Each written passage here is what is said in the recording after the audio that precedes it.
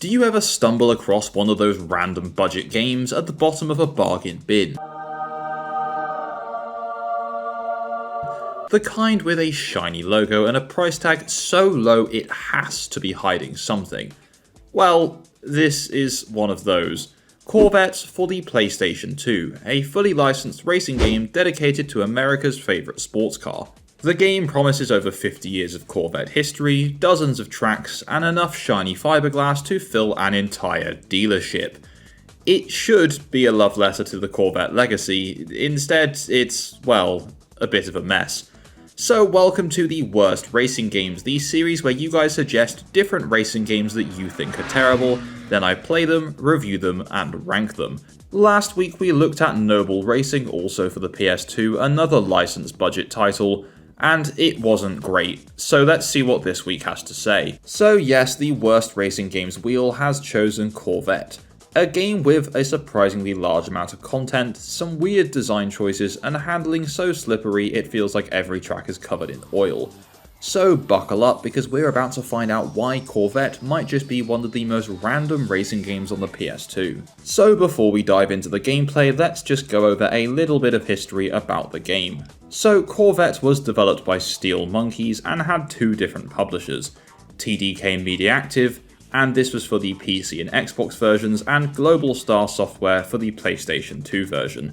So the PC and Xbox port launched in America in December of 2003, before coming to the PlayStation 2 in March 2004, and Europe would finally see this on PS2 in April of 2004. Visual Impact handled a Game Boy Advance port which released in November 2003. So yes, this was released as a budget title, priced at probably just about £10. Corvette was supposed to be a celebration of Chevrolet's iconic sports car lineup. You start out with access to cars from every Corvette generation, from the classic C1 Roadsters of the 50s to the sleeker C5s of the modern era. And surprisingly, there's a lot of content here. You've got two main single player modes, career and arcade, plus a handful of unlockable special modes that keep things interesting. In career mode, you climb through the Corvette generations with separate championships for each C1, 2, 3, 4, and finally C5. It's divided into amateur and professional tiers, with amateur covering all 5 generations, and pro only offering C2 and C5.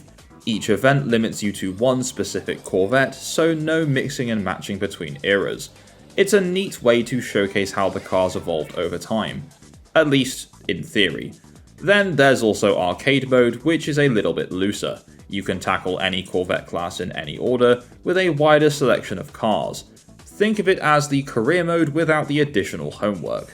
So far, not too bad for a budget racing title. Now before we go any further, if you're a fan of racing games, retro racing games, or in this case not so great racing games, then why not hit that subscribe button and tap the bell for notifications to stay up to date with my future uploads.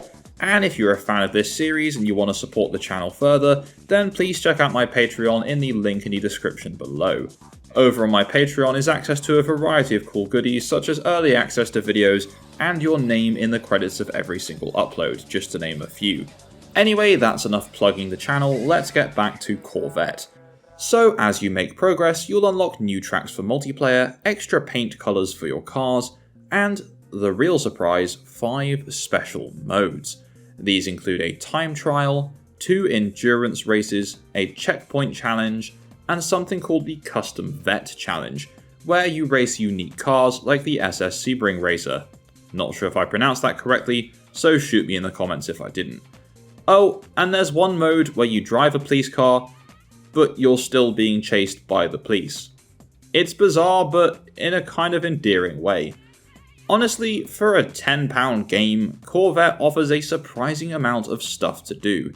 It's like the developers crammed every half-finished idea they had into the final build, and somehow it works well enough to keep you curious. So if there's one thing Corvette nails, it's definitely variety. You'll race through deserts, forests, city streets, even what looks to be a construction site, and even a military base.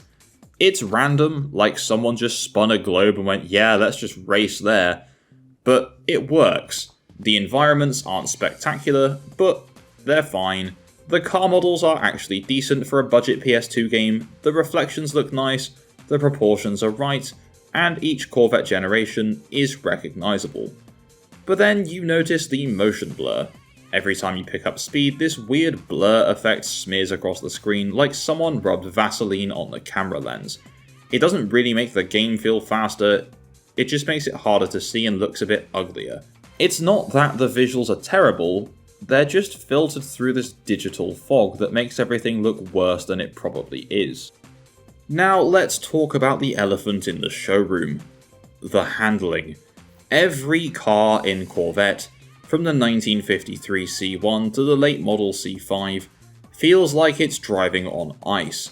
The steering is twitchy, the traction is almost non-existent, and the physics don't seem to care what era your car came from. You'd think the early 50s models would feel slow and heavy and perhaps handle worse, and the C5 would handle tighter and more modern, but nope, they all just feel loose. And it's not really a problem of realism, it's a problem of fun. You spend more time wrestling your car back onto the road than actually racing. And I tested this theory with both the analog stick and the D-pad, and both of them were twitchy for steering. Even when you nail a power slide or a corner, the game somehow manages to kill the sense of speed. It's like the developers were allergic to grip. The end result? Races that should be exciting often feel frustratingly floaty. If the driving doesn't wear you down, the audio just might. In my opinion, the soundtrack is just irritating. It's just noise in your ears. The music loops endlessly with riffs that sound like they came from a rejected PlayStation 1 racing game. It's neither exciting nor fitting for a Corvette showcase. And the car audio? Every vehicle sounds pretty much exactly the same.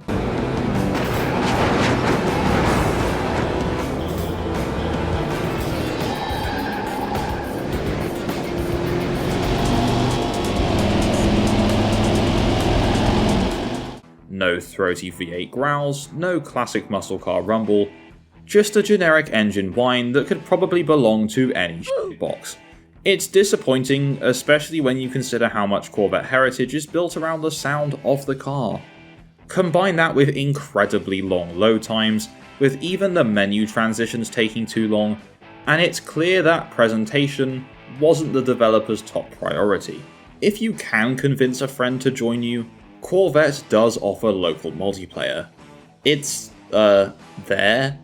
You can race on the tracks you've unlocked from career and arcade mode, and that's about it. The camera is locked, the menu system is still clunky, and the sense of speed just isn't there.